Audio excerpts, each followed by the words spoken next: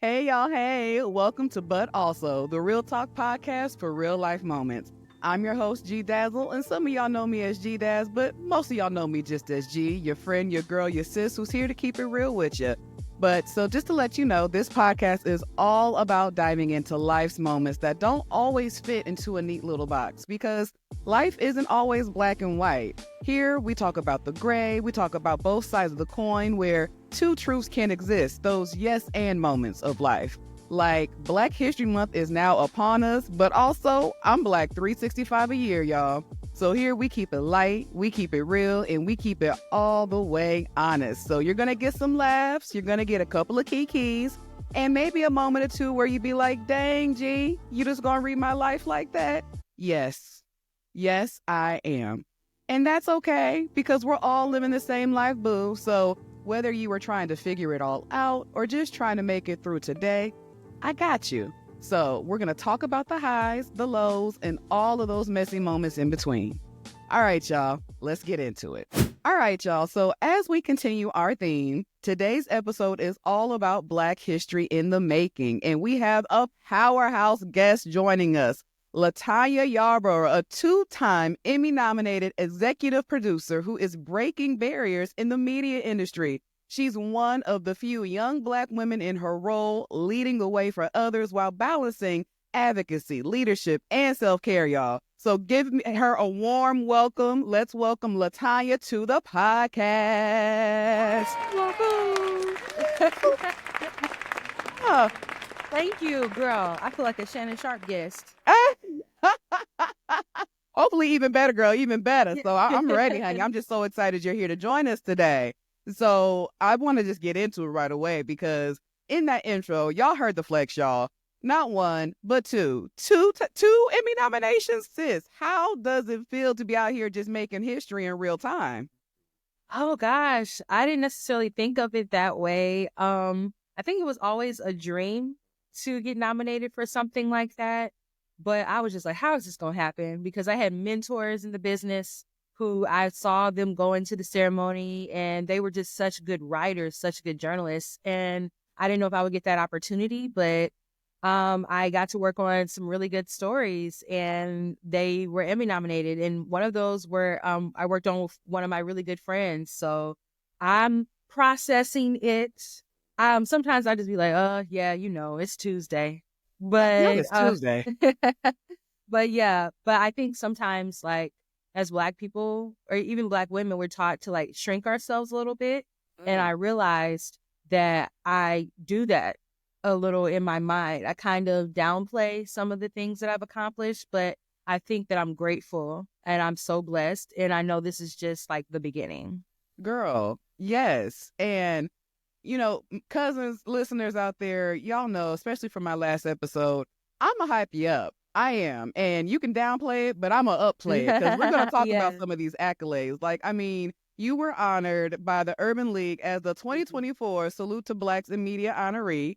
And also on top of that, you're the president of the National Association of Black Journalists of St. Louis, also known as NABJBJ. I always butcher that, but NABJ St. Louis. I mean, do you ever just, girl, ain't it though? Yes. Yes. And it's just like, with some of those things and accomplishments that you've done, like, do you ever get a moment to just sit back and just take it really all in? No, because I'm always working. I think that that's kind of like the icing on the cake. And one of the things that was special, especially about the Urban League honors, is that being seen by your own people for what you're doing, because deep down, those are the stories that I'm most passionate about, is about Black people, the Black experience, not just like the trials and tribulations that we've experienced, but the joy, the happiness. And so to be seen by your own people is beautiful. And, I'm still waiting on an Emmy, but that's okay. Like, I think that I have a long career still ahead of me, even though I've been doing this for like the past 12, 13 years. So if this is what's happening right now and I'm still considered a baby in the business, then I know it's only up from here. All the way up. Like, what do you mean? It's All up the way and up. I know that's right. I know that's right. So that's why I was just like, honey, like you said, you may downplay it, but I'm still gonna hype you up. So Yeah, that's why I love you. Also, I have oh, that crew neck, and I keep looking at it. I love I, it. the crew. Yes. Yes, for my listeners. So, in spirit of Black History Month right now, if you get a time or a chance to tune in and watch it, your girl's rocking a black crew neck sweatshirt here that has melanin with the various shades of melanin. So I had to represent one time for the culture. So thank you, girl. Thank you. But let's get back to you. The spotlight is on you, ma'am. So can you take us back? Like, what was your aha moment when you knew media was your calling? Like, was young Latonya out here directing family videos, reporting the news at the dinner table? Like, what? Where did that come from? Yeah, so I'm an executive producer. So that means that I'm primarily behind the camera and I manage, and I explain that because I manage people who are on air. So reporters, anchors, producers, everyone that helps the show come together and make it sing. But I think the executive producer is like the brains behind the operation. And I think that that's always what I was, very peaky in the brain, and I was the brain. But when I was younger, I actually wanted to be an artist at first. I would draw and paint, and I still do that, not as much, but to this day. And then I was like, okay, I don't know if I can make any money doing this. So what else can I do? Yeah. And I always loved writing. And actually, my father, he drew, he painted, and he was a writer. So I think I just picked that up from him. I would sometimes get manila paper and I would make a newspaper out of it. Girl, I don't know what I was writing about. It's the innovation at that age. Like, I'm going to make a newspaper. What? Right. I did. I love picking up the newspaper. I love watching the news. We would go to the dollar store and I just wanted notebooks so I could write stories in them. So I did that all the time. And that was me kind of like tapping into what eventually became my career because I write for a living. So yeah, that's pretty much what I did. I was like, I'm going to tell the news or I'm going to tell stories of my own. I loved creating fantastical stories. Then I would draw pictures in them. And yeah, and I like to think of what I do now in news is like I create pictures with words. And that's the beautiful thing about television is marrying words with visuals. And that's really connects for people. So I think I was just kind of muddling along and then I kind of just tapped into something. And then the aha moment, I would say probably in college, I was interning at the NBC affiliate in Indianapolis, where I'm from. And I thought I wanted to be in front of the camera because don't get it twisted. I love the camera. Okay. Okay. And she's But camera ready, y'all. Okay. If y'all see her, like, face card never decline. She's camera ready always. Thank okay. you. You're Thank welcome, you, girl. You look good too. Yeah. So I came in as an intern that was a reporter intern, news intern. I would go out with reporters and I realized I don't really like this. I don't really like knocking on doors, talking to strangers. And then I saw a Black woman in the newsroom and she was at her computer the majority of the time. And she was kind of like directing everybody saying, you go here, you do this. And then I said, oh, I like that. I love to manage a project. So I found out she was a producer and she kind of took me under her wing.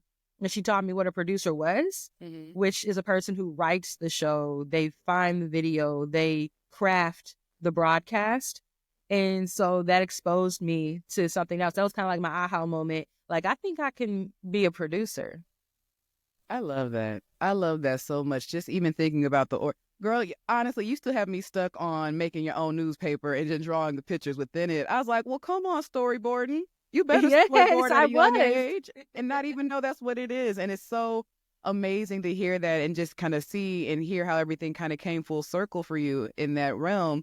Because it's almost like when you got something and a calling within you, those gifts are just naturally in you and they build over time. And it's just like you didn't even know at that time when you were storyboarding that, where you are right now. So it's just like just to hear that origin and to see it in its greatness now today. That's what I'm like, don't tell, just don't miss your shout there. I was just like, I love when gifts are just instilled in people and they just use them. I love it so much. Thank you for sharing that. So, Thank and you. even you are so welcome.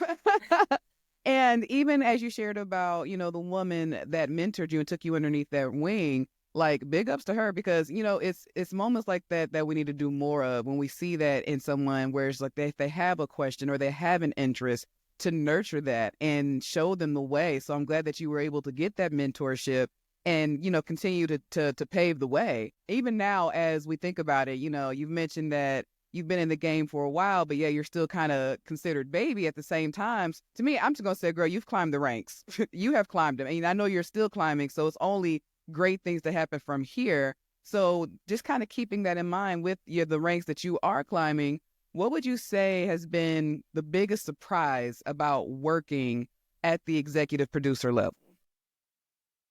Yeah, I would say the amount of work isn't so surprising because I figured that things would get a little insane, Yeah. and I like to stay busy. I'm like ping, ping, ping. But it's been more so like the people aspect. It's a lot of people management Mm. because, the industry that we work in, it's Mm. not easy. And I Mm. said I'm so used to talking to other journalists, but you are a media professional as well.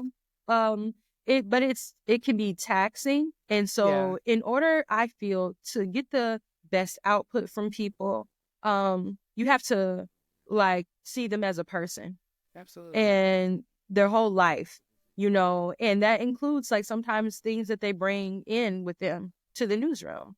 Mm-hmm. So how can I motivate you? What is it that gets you going? What inspires you? And how can we like clear out all the noise and focus on what you're good at so that way we can accomplish this product? I thought it would be way more focusing on journalism, like telling good stories and crafting newscasts and, working on these big projects. But a lot of it, I feel like sometimes I'm a therapist and I'm like, well, shoot, I got therapy on Friday. Okay. Like, now I'm therapizing you. But I Right. think that that's part of what I like about it as well, because a good leader like sees the human in people. They don't just Mhm. see their output. Absolutely. Mhm. Absolutely. And it's so crazy that you mentioned in terms of like the people management aspect. And, sometimes, that's not something that we always take in consideration, especially as we develop and get into these leadership roles. It's just like, wait, I gotta manage y'all too, and your emotions and your thoughts and your feelings. So and that can be a lot. And even as I think about it, just even as a woman in this space, but even a young Black woman in this space, like I feel like you're in a space where it's very rare to see Black women at this level. And so just even thinking about where you are in your career, especially it's just like we don't see a lot of faces that look like ours higher up. And Yeah. so it's just like, kind of not necessarily carrying the weight, but it's just like Hmm. you're pretty much you're the face. You're Hmm. leading the charge. Oh, yeah, yeah. So I think that something that I'm a little used to, Mm-hmm. just because I feel like as I was growing up in Indiana, it's definitely more mixing that goes on than where I live now in St. Louis. So I was used to having to interact with people who didn't necessarily look like me. Yeah. However, I still went to a predominantly Black high school. I was predominantly around other African Americans. But once I went to college, I really got used to this idea of like, oh, yeah, like I'm in a minority group and I still have to, and this is what corporate America is going to look like. Yeah. So that's something that I think college kind of prepped me for, but it does get lonely sometimes not seeing other people like you. Mm-hmm. Because Mm-hmm. of my background, I have a different experience than probably a lot of the people that I sit in the room with. I'm African American. I sit in predominantly white rooms. And so that those people don't necessarily know the Black experience. Or for me specifically, I came from an impoverished background. So there are certain stories that I'm going to be interested in. There's a certain perspective I'm going to have when it comes to people who are living in disenfranchised areas, who are struggling with food insecurity, who are first generation college students. Mm-hmm. That because that's my life. That's what I Mm-hmm. lived. So I think that actually makes me a better journalist. And it also makes me a good manager because I know what it's like to come from the gutter. Yeah. And then, just make it out the mud.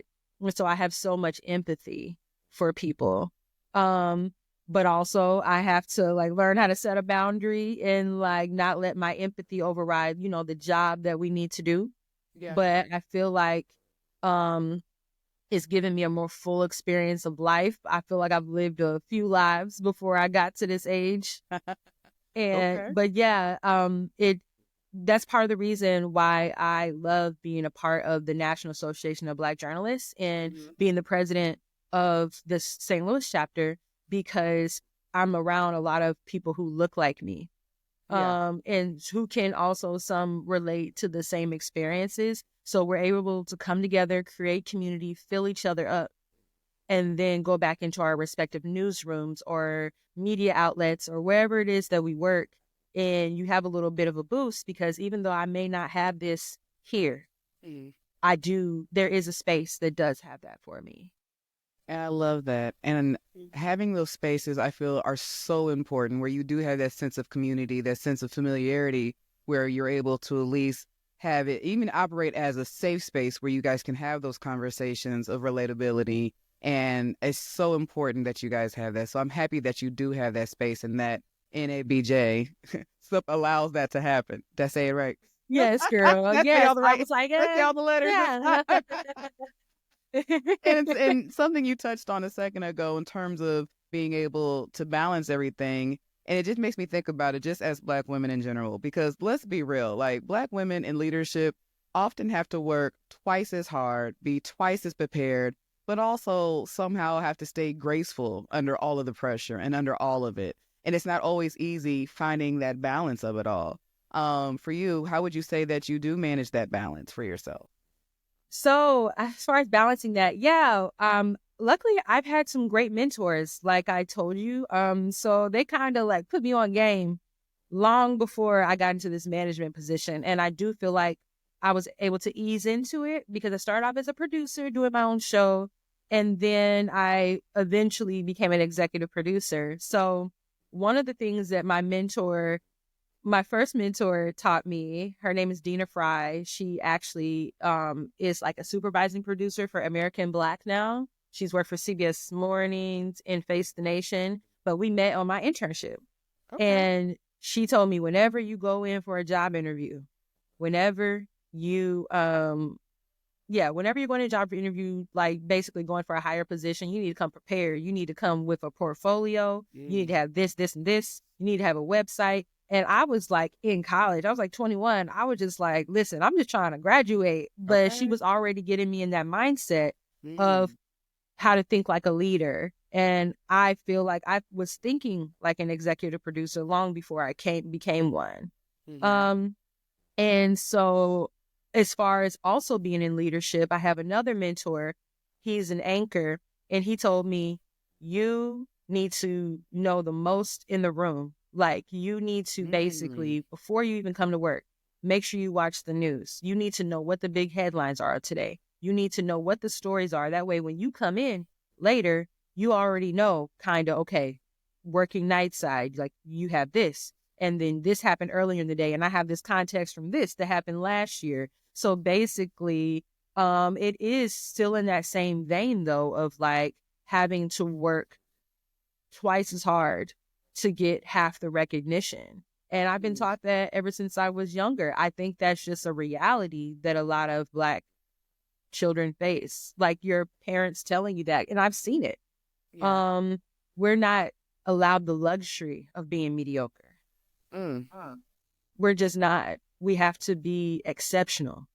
And for some people, they might feel like that's respectability politics, because that is true.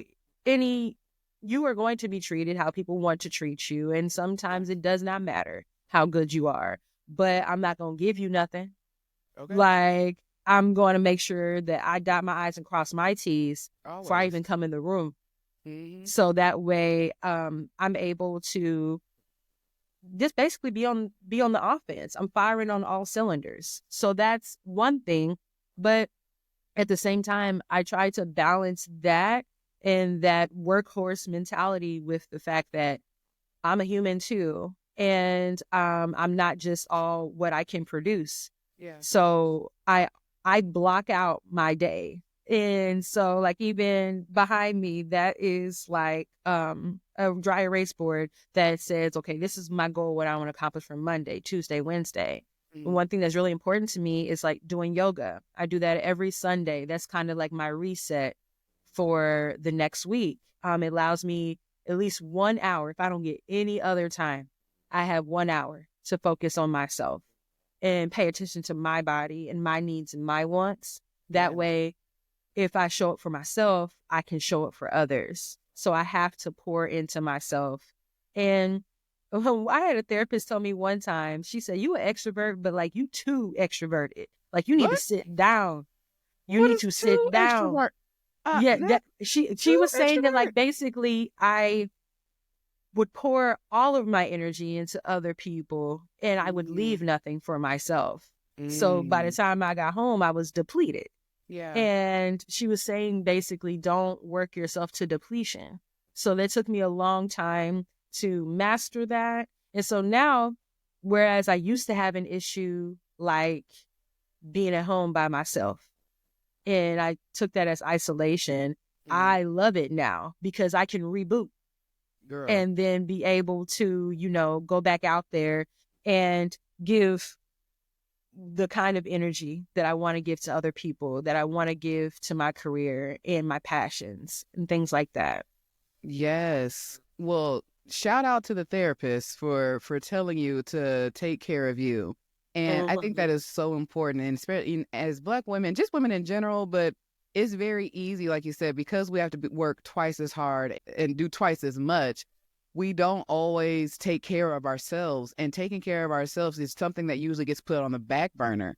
And it gets to the point where it's just like when you're pouring into everybody, you're pouring into everything and all of these buckets within your life to what is left for you, what little drops are left for you. So it's just like, I am proud of you, Miss Ma'am, for taking that time and saying, no matter what, if it's no more than an hour, this hour is mine. Can't nobody have it. It belongs to me. I choose to do with it what I want. And yoga is that thing that fills you, that gives you that center and helps you to recalibrate. So I am proud of you for owning that time and taking it because it's so important. I always say if you're no good to yourself, you're no good to others. And it's just like how they say it on the planes, they say put your safety mask on first before you start saving the world. You gotta put your my mask safety on. mask on. Okay. Yeah. And I think that's so important. It's so important. And, you know, it's just like, it's something that it's easy for us to put on the back burner, especially when you're on go mode all the time, where it's just like, all I know is go. As an extrovert myself, I get it, girl. My mind will be racing from time to time. I'm like, ooh, slow down. Like, take a moment, take a breather. And I always have to ask myself, is this on fire right now? Can this wait 5 more minutes? Like, it's okay. Like, it's okay. Take the breather. And so I'm proud of you for owning that space for yourself with that hour and just making sure that you have that dedicated time for yourself. So kudos to you, Miss Ma'am. Kudos to you. I You are so appreciate welcome. it. It's been a long journey getting there, but it's so important.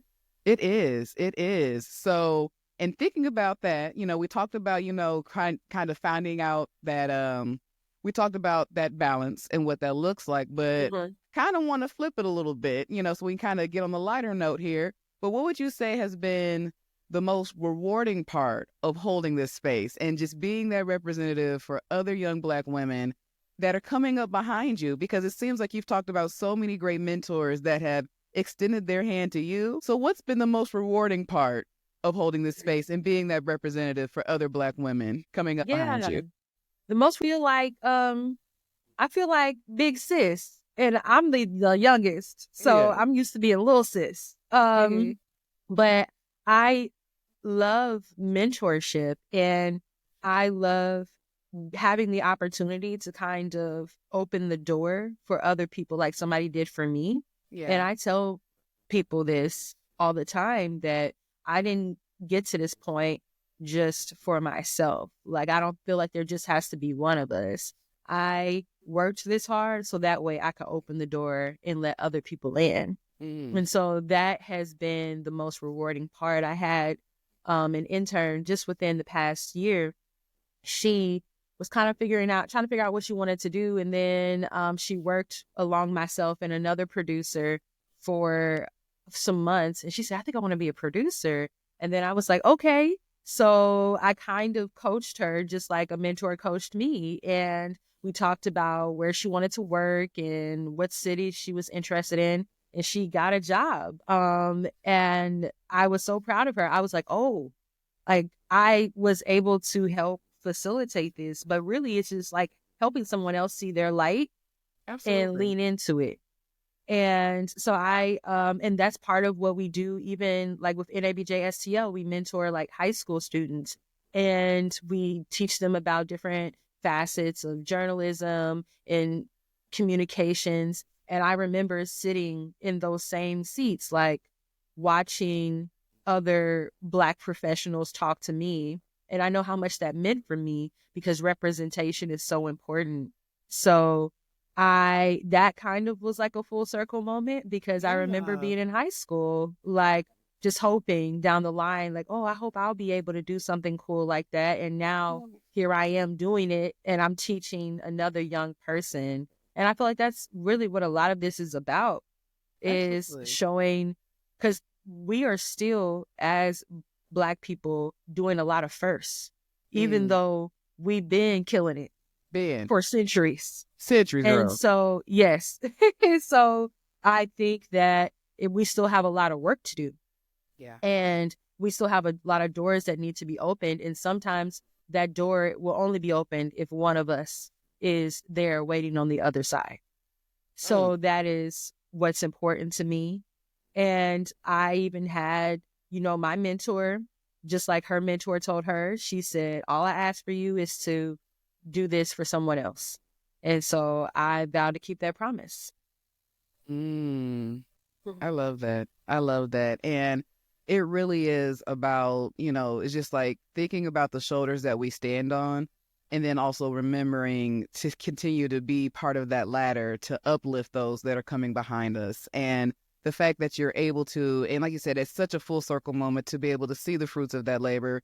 And it's such a great example of what a leader is someone that does elevate the people around them, not put them down or just keep them there, but it's just like you want to see them grow. You want to see them move on. It's just like, be better than me, do those things where it's just like, I want you to achieve. I want to see you shine. And if there's any way that I can help you get there, like someone has done for me, let me pay it forward. And I love that I'm glad she got the bag. I'm glad she was able to secure it. She got the job. So kudos to sis. Like, congrats to her. So I love that so, so much. And it's just so important that we do have that type of mindset because, a lot of the times within the community, it can be a crabs in a barrel type of situation. It really can. And so we need those trailblazers like yourself to continue walking that ground and paving that pavement where you're just like, hey, my hand is extended. Like, come on, sis. Like, we're in this together. Like, I want to see you make it and I want to see you excel and achieve and do all of those great things that your heart desires, especially, if it just happens to be in the same industry as me, then okay, let me brush my shoulder off a little bit. Glad I could hold the torch for you. Period. Yeah. Like I think it's like important what you said about, it can be a crabs in a barrel mindset. And that's what I was speaking to with, like, it doesn't have to just be one of us. And I feel like that's a very plantation mentality. And we got to get off that type of thinking. Girl. Because we have work to do. Like, we have other people that need our help. And it's lonely at the top. It's lonely being the only person that looks like you. So why would I pigeonhole myself in that way? And I know there's so many talented Black people. When I go to the National Association of Black Journalists conference every year, and that's part of what exposed me to that greatness is like seeing people who were working in Dubuque, Iowa, all the way to Entertainment Tonight, all in the same rooms. And they're just normal people. So I was like, I want to be that. Like, I want to be a person who is successful, but is down to earth, and, you know, we can still kick it. And so that's relatable. And so, like, that's what I try to show when I go into these spaces. Like, with I don't need anybody to put me on a pedestal or anything like that. But I also, yes, give me my flowers, because I love that. But Yes. I'm a human just like you, and I'm no better. I'm no better than the janitor that's in the that's coming and cleaning, as opposed to the general manager. We're all humans, and we deserve to be seen.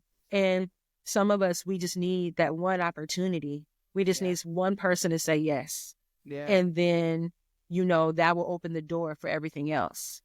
Absolutely. Absolutely. And as you talk about that, you were talking about, you know, going to the conference, the annual conference that the association puts on, and just listening to you, I can only imagine how impactful that must feel and just powerful. It's usually like when you're in that space and you're surrounded by so many talented individuals. And it's just like, you know, a lot of them, we're all coming from the same areas, different backgrounds. And it's just like, hey, we're in this space together. What regardless of all of the various levels that may be in that room, just to have all those levels of greatness and great minds and just relatability, it's empowering. It's empowering. It's empowering and rejuvenating, also known as empowering. So that's my mix of that word. Okay. But it has to be a rejuvenating feeling just to be like, look at all of this Black excellence in this room. And it's just like, just anytime I'm in a space like that, it just like, it feels me so. And it just lets me know that I'm moving with purpose. My role in what I do is important, and I'm making an impact. And these are the people who are making those impacts with me in their spaces as well. And even as we kind of talked about that line of thinking or that mindset of that crabs in a barrel, or just even more so bringing people along, I always say it's just like, hey, like, there is room at the table for anybody. Like, there is enough out here for everyone to get it. All you got to do is pull up a seat. And here's the thing. And if there's not a seat at that table, don't worry. I'll create my own, and I'll pull up a chair over that way. Or I'm going to get my little stool and sit it right in between these chairs and pull Like on this. up. Okay, pull on up. Like, go on, scoot over, man. Scoot over. There's enough for everybody. So it's just like the table is big enough. It's wide enough. So it's just like we can definitely come through this together. And we're so much better and stronger together as a united force versus apart or divided. So it's just like, once again, I think it's so amazing that you have that space, Miss President, as well, and that space is created, but it just allows that excellence and that greatness to shine through, and just really, it's just also is a testament of how important it is to have those spaces, and that you all do meet annually. So I love that. I love that so much. If y'all can't tell, like, I'm a fan. Like, I'm fangirling over here. So, you know, I'm trying not to like stumble over my words too much, but I'm low key fangirling over here about everything. So I just had to let y'all know that. She a fan. Hey. I was like, hey, if you know, you know. Right. I love it. We have to celebrate each other more. I mean, like, there is still some elements, you know, as you get older, you think, okay, we're older, people are going to be more mature sometimes, but there is a little bit of high school, even as an adult. Girl. And I'm a big girl's girl. So I'm like, let's celebrate each other. Yeah. Like, we're all sisters. Yeah. And so I want to see my sister do well. Like, and even I'm so proud of you. Like, with starting this podcast, I want to celebrate you as well, because we often have these like big ideas. And it takes so much bravery to just follow through on your heart and just like say, you know what, I'm just going to have faith and create this thing. So yeah, like, I want you to know that I celebrate you as well. And we are celebrating Black history within you too. Y'all, she's trying to make me cry. She's trying to make this mascara and eyeliner that I work so hard on. She's trying to make it run, y'all. She's trying to give me the raccoon eyes, but I'm a thug. I'm not going to shed a little thug's tear. I'm going to be good. But no, in all sincerity, thank you. Thank you. I received that with the love that it was intended and shared. So thank you, girl. I appreciate that. Okay. So even thinking about that as we continue to move on, and, you know, as we think about your path, and that right now, like, you are pretty much, you're paving your own lane. And so as we think about this, what advice do you have for aspiring Black women in media who see you and think, dang, that could be me one day. I want to be just like her. Yeah. I would say one piece of advice I would give is don't be afraid to be in community with people who inspire you and create with them. And there was something that I heard from Issa Rae so long ago when she was like making her YouTube show. Oh, I love Issa Rae. I That think was a it's throwback what. too. I love that. Like I was a big fan, like Yes, early, like awkward black girl, like I had me in a yes, chokehold, hooked from the get go. yes. So I love it. And I was watching an interview she gave about that. She was saying during that time, she was just like, I collaborated with my friends, and you don't have to like reach a certain level in order to create something beautiful that will be significant. You can do it now. Yeah. And you can just reach across the aisle. And then there's something that this friend has that's innovative, that we can do this and we can create this and we can come together, and that can expand your mind and open up opportunities that you may not have even expected. And so I think that's important. It's not just you. Like, we are in a community, and like we can do great things together, and we need each other a lot. Especially the higher we go up, there are less of us. So you need to make sure that you are leaning on someone that you really can trust. When the lights go off, when the show is over, and when you go home, who is the person that I can call that can pour into me so I can continue doing this another day? Because there are days where I felt like, I don't know if I can continue doing this, because, it can be overwhelming. Yeah. But like, I have so many people that are rooting for me. And instead of focusing on the negative, I focus on the positive, and like all these people that have come around me who have like lifted me up. Yeah. Either in my darkest moments or in my greatest moments, leaning into that. Because we all we got. Girl, we are.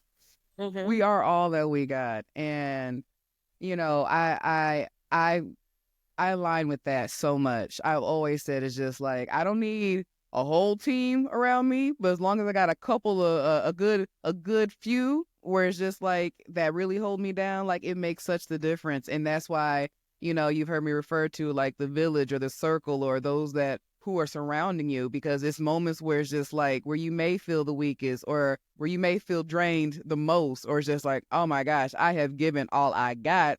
I ain't got no more to give, where they come in handy the most, where it's just like, don't worry, I'll help you. I'll pour into you. I'll spare some of my drops to pour into you, because that's how we do. We support and uplift each other. And I think that is so important to have that surrounding you, because sometimes it really does make those dark, cloudy days feel and seem a little bit brighter. And it's just like, you know what? Because of your belief in me, because you're cheering me on the sidelines, I am pushing. I'm pushing to the finish line, because I hear you. I hear you calling my name. I hear you cheering me up. I hear you uplifting me. So it's just like, I'm not going to let you down. So it's like, you know what? I got about 10 % in me that I can give to push me across this line, and I'm going to go ahead and give it. So I think it's just such a testament of having those people around you to uplift you and be there for you. And I love that so much. And girl, like, in the words of Miss Issa Rae, I'm rooting for everybody black. And that means I'm rooting for you too. Right. Everybody black. So, everybody black, I'm she rooting. said that again. Yes, I love it. And it's such, even though the first time she said it, it might have been just something right off the top of her head, but I don't know if she realized just how impactful those simple line, those simple little words mean, and the weight that they carry, where it's just like, yes, no, I am rooting for everybody black, because we need to be rooted for. And if we ain't rooting for ourselves, who's going to root for us? Right. So yeah, I too am rooting for everybody black. Okay, all right. So now we're going to switch it up a little bit. So something, we're going to head into my next segment that we're going to call it a little rapid fire. We're going to do a little rapid fire questions, a little this and that. So, let me get all loose. right. Yeah, like I said, get loose. Got a couple questions. All right. So, are you ready? Yes. All right. Morning news rundown or late night edit sessions? late night edit sessions. Okay, all right. Glam up for a big event or sweatpants and self-care at home? Glam up for a big event. I'm extra. It's okay, girl. It's okay. Yes, you look good, It's baby. all okay. You look It's all good. good. Because I mean, I like because sometimes you got to put it on, and you got to And I'm pop gonna out and put show that in them. the show. Yeah, Mhm. yeah. You got Mhm. to put it on and pop out and show them sometimes. Let them know. Yes. Okay. All right. So, favorite self-care ritual when the job gets hectic? Oh, I like skincare. So I have this like skincare routine that I've been doing now. So yeah, I like lighting candles Yes. and like taking a bubble bath and Mm. then doing like my skin routine. I need to get a steamer. And just like moisturizing and just really taking time and paying attention to myself. It's like dating yourself. Yeah. Yes, it so is. And first of all, y'all, she says skincare. And I just to let you know, if you're watching with us, you can see that the skincare routine is routining because the skin is flawless. Okay. Melanin is moisturized. Melanated and moisturized is the theme right now Thank because you. she looks good out here. That's what's like, I might have to ask you afterwards, girl. What are some of them skincare tips? Oh, So, of course. Yeah. yes, I'm gonna have to ask you what it is now. And yes, no, I love that. I love that. Get into it. And trust me, I didn't had a time with me, myself, and I.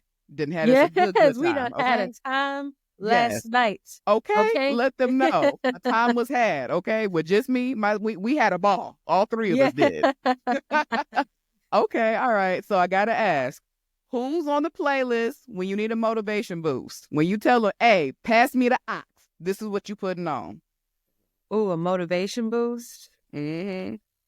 Oh my gosh. So I actually have been I've been listening to a lot of Kendrick Lamar, GNX. Okay. Sometimes I like to squabble up. I mean, sometimes you got to. Yes, sometimes I be in the Dodger blue. Period. Like I love to dance. Yes. And like that's a good and then reincarnated. Sometimes I be feeling reincarnated. Yes. You know, so that's what really gets me hype right now. Actually, it gets me motivated. And I'm like, okay, we going to the Super Bowl.